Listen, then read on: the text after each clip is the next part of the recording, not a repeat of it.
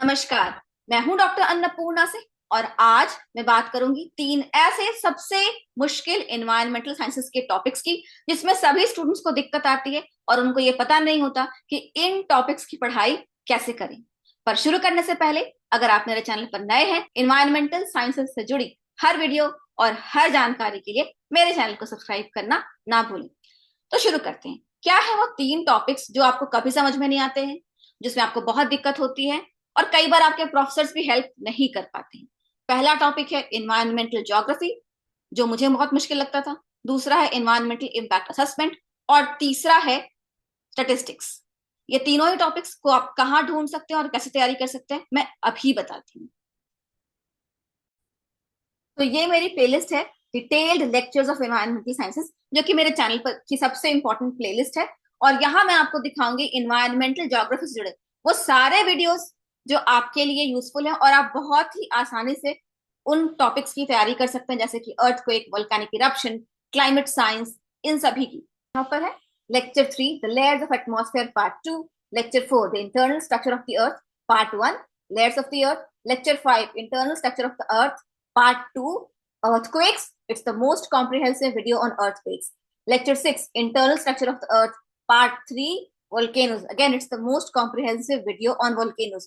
तो जो भी earthquake, volcano और एटमोस्फेरिक एक्टिविटी होती है, अक्सर बच्चों को समझने में दिक्कत होती है। मैंने एग्जाम्पल के साथ हाथ में मॉडल या खिलौने लेके मैंने आपको समझाया है कि ये सब कुछ कैसे होता है, क्या फिनोमिनन होता है। ज्यादा डिटेल में डिस्कस नहीं कर रही हूँ, आप ये डायग्राम्स और थंबनेल्स देख के समझ जाइए कि ये सारे वीडियोस कितने यूजफुल हैं। तो इन्वायरमेंटल ज्योग्राफी को अगर आपको स्ट्रॉन्ग करना है तो ये मेरा detail lectures of environmental sciences playlist है।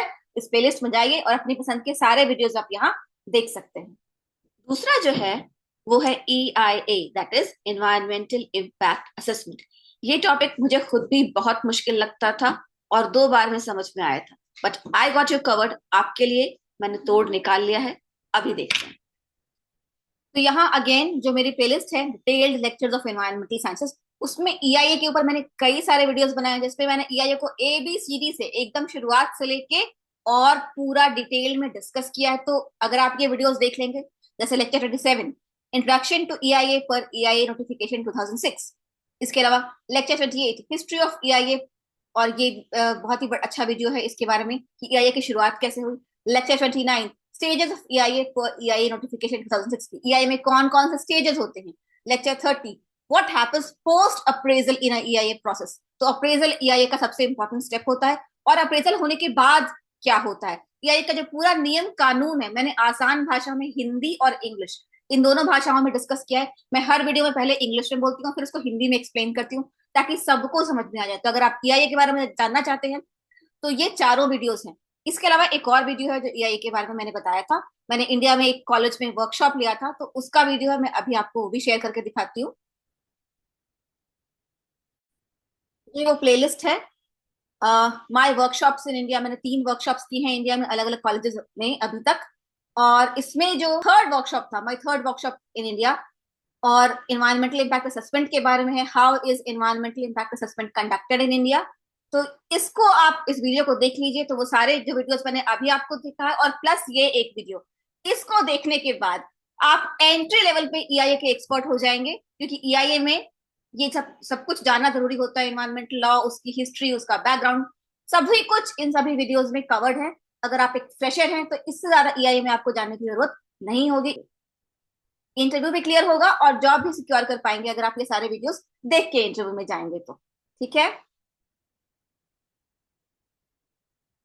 इसके अलावा एक और टॉपिक है जिस पर मैंने कोई वीडियोस अभी तक नहीं बनाए हैं, पर स्टूडेंट्स को बहुत ही मुश्किल लगता है। वो कौन सा टॉपिक है? वो है स्टेटिस्टिक्स। यस, मुझे पता है, स्टेटिस्टिक्स सुनते ही सबके बुखार छूटने लगते हैं, पर स्टेटिस्टिक्स इतना मुश्किल नहीं है। मैंने स्टेटिस्टिक्स की पढ़ाई एक किताब से की थी। उस किताब का नाम है बायो स्टेटिस्टिक्स बाय सतगुरु प्रसाद।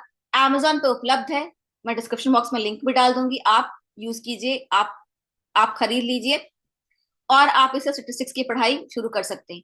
मैंने देखा है बच्चों को स्टेटिस्टिक्स में खासा दिक्कत आती है, तो मैं प्लान कर रही हूँ स्टेटिस्टिक्स के कुछ बेसिक वीडियोस, जैसे मीन, मीडियन, मोड, मतलब सेंट्रल टेंडेंसी ये क्या होती है, फ्रीक्वेंसी डिस्ट्रीब्यूशन ये क्या होता है, स्टैंडर्ड डेविएशन ये क्या होता है, इन सब पे कुछ simple easy to understand videos लाऊं, पर उसमें थोड़ा वक्त लगेगा, कम से कम 15 दिन का समय तो मुझे दीजिए ये सब करने के लिए।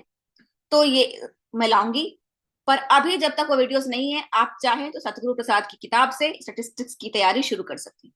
तो ये हुई उन सभी मुश्किल टॉपिक्स की बात जो इन्वायरमेंटलिस्ट को पढ़ना जरूरी होते हैं, और अक्सर क्लास में जो पढ़ाया जाता है वो इनफ नहीं होता है। और कोई दिक्कत तो कोई मुश्किल टॉपिक हो जिसके बारे में आप चाहते हैं कि मैं वीडियो बनाऊं, तो प्लीज मुझे कमेंट्स में जरूर बताएं। मैं सारे कमेंट्स का स्वागत करती हूँ। कोई भी स्टूडेंट मुझे कहता है कि मुझे ये दिक्कत हो रही है मैम, तो या तो मैं उसको कमेंट्स में ही जवाब दे देती हूँ कि ये यहाँ पर ढूंढ लो, या मोस्टली मैं उन कमेंट्स पर बेस्ड वीडियोस बनाती हूँ, ताकि उस स्टूडेंट के साथ साथ ऐसे और जितने स्टूडेंट्स हैं जिनको भी वो दिक्कत आ रही है, उन सभी की दिक्कत दूर हो जाए और सबको फायदा हो। सिर्फ एक स्टूडेंट का नहीं, फायदा सारे समाज का हो। ठीक है, आशा है ये वीडियो आपको पसंद आया होगा। कोई भी तकलीफ हो, नहीं समझ में आया, कुछ और वीडियोस चाहते हैं मुझसे, let me know in the comments below. और अभी तक अगर मेरे चैनल को सब्सक्राइब नहीं किया है तो please do subscribe, and if you like this video share it with at least 3 friends और व्हाट्सएप ग्रुप्स एज गुरु दक्षिणा। Thank you. जय हिंद, जय भारत।